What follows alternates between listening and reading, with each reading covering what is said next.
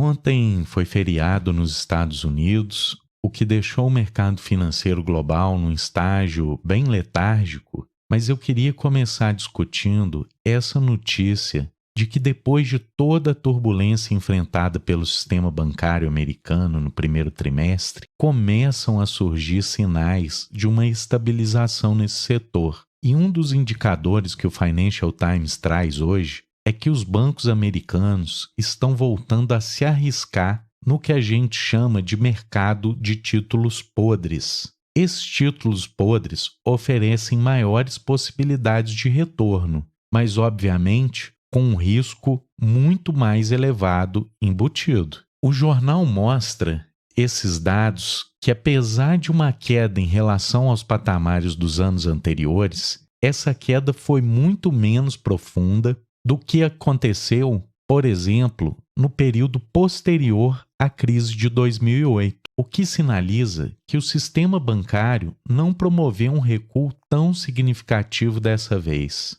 Apesar dos bancos americanos não terem promovido uma retração tão substantiva dos empréstimos para empresas menos sólidas financeiramente, há sim uma queda dos volumes negociados em relação aos anos anteriores. E na medida que o sistema bancário volte a intensificar os empréstimos para títulos podres, a própria solidez começa a ser novamente colocada em xeque, dado que foi justamente a exposição a títulos de alto retorno, mas com alto risco de calote, que levou os bancos à onda de inadimplência que causou a desconfiança sistêmica que assistimos no início do ano. Portanto, se por um lado esse dado representa a volta a uma certa normalidade no sistema bancário americano, do outro representa a permanência dos riscos estruturais ligados à grande exposição do setor financeiro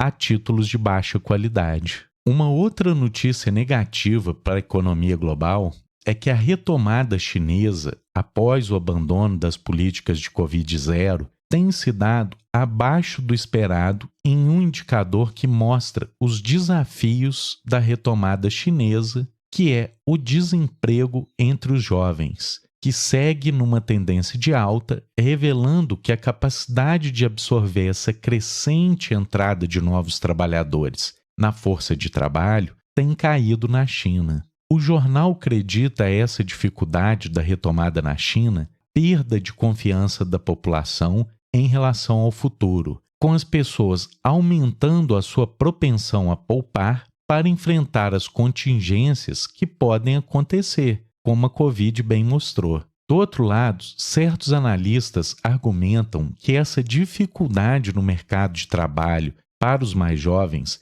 pode ser uma estratégia do governo de criar uma suboferta de trabalhadores e, com isso, pressionar os salários para cima. E apesar desses questionamentos, ainda existe um certo consenso de que a meta de crescimento de 5% nesse ano não está comprometida e que o governo vai usar essa ociosidade entre os mais jovens para investir em qualificação, deixando essas pessoas fora do mercado de trabalho, mas passando mais tempo dentro das universidades. Partindo para algumas notícias internacionais, eu queria chamar a atenção para o que está acontecendo no Uruguai, que é um verdadeiro desastre ambiental provocado pela seca. O principal reservatório de água no país chegou ao nível de 5%, impossibilitando a oferta regular de água para as cidades uruguaias. Como não tem água potável suficiente, o governo resolveu adicionar a água do Rio da Prata. Mas a água do Rio da Prata é salobra, o que tem acarretado em profundas mudanças de hábitos da população para evitar os problemas de saúde que o consumo dessa água salobra poderia ocasionar.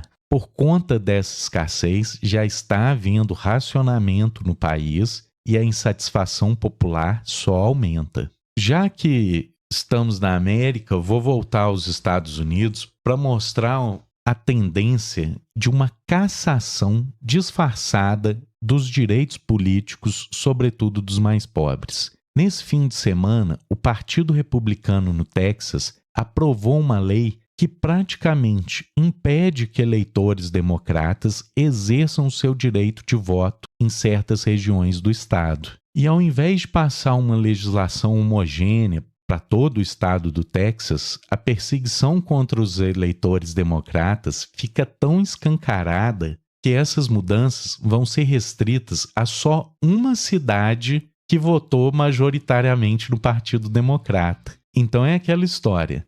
Se a gente não consegue vencer no voto, a gente impede que o adversário vote. Isso deixa muito claro que a intenção não é fazer uma reforma eleitoral de maneira a melhorar o processo, mas sim uma tentativa descarada de suprimir os votos contrários aos interesses da elite política local. Falando em eleição, eu queria destacar que essa semana tem sido desastrosa para a esquerda na Europa. Na Itália, teve eleição para 11 municípios e a esquerda só ganhou no primeiro turno uma das cidades em disputa. Há ainda a possibilidade de uma segunda vitória no segundo turno, mas o placar mostra a vitória incontestável do governo de extrema-direita, que comemorou a expansão da sua base de apoio, dando ainda mais perspectivas de um governo sem as amarras que uma oposição forte coloca. A principal liderança de esquerda,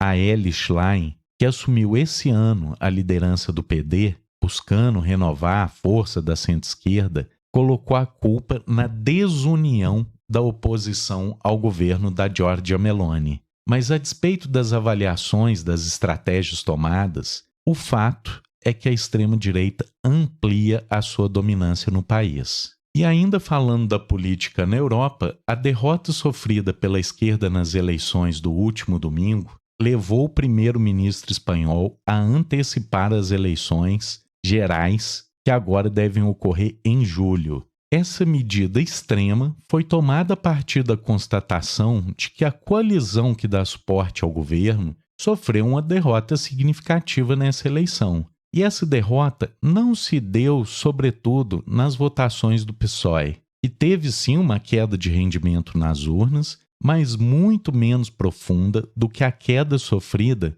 pelos seus aliados, os Ciudadanos e o Podemos. Estes, sim, com um fracasso retumbante em várias das cidades em disputa. Embora tenha havido um retrocesso pequeno da centro-esquerda e grande na esquerda, o resultado dessas eleições gerais, marcada para julho, ainda é bastante indefinido, porque nenhuma das duas alas conta com uma maioria consolidada e vai depender das articulações com os partidos de centro para conseguir formar um novo governo. Dessa maneira, o primeiro-ministro Pedro Sánchez faz uma aposta de alto risco ao tentar forçar uma união das esquerdas para conter o avanço da direita e da extrema-direita. Mas os resultados esperados pelo atual governo já se mostram de difícil concretização, pois as alianças de difícil articulação entre os partidos de esquerda contarão com um tempo ainda mais curto para avançar nessas negociações.